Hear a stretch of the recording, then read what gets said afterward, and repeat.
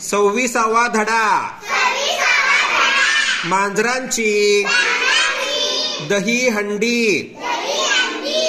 एक होती आजीबाई तिची एक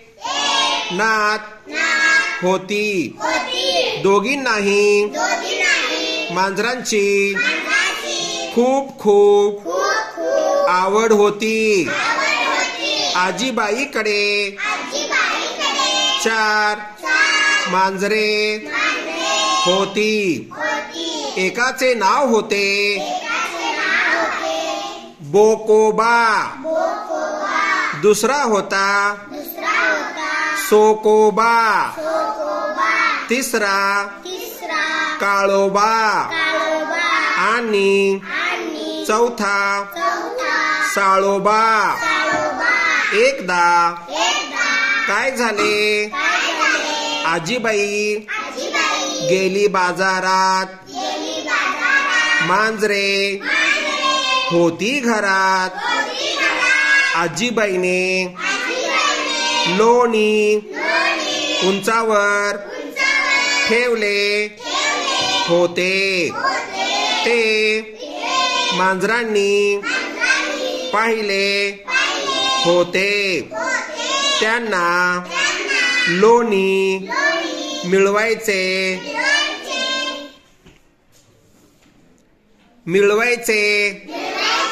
होते उडी मारली तर आवाज होईल आणि सगळा बेत फुकट जाईल मग बोकोबाने बोलावले सोकोबाने हाक मारली काळोबाला आणि साळोबाला आता बोकोबा सोकोबा काळोबा व साळोबा सारे जमले पण लोणी मिळवायचे कसे सगळे विचार करू लागले छोटा साळोबा फार हुशार तो सांगू लागला बोकोबा आपण एकावर एक असे उभे राहू झाले बेत ठरला आणि बोकोबावर सोकोबावर काळोबावर साळोबा अशी दही हंडी तयार झाली पलीकडे माधुरी झोपली होती तिला अचानक जाग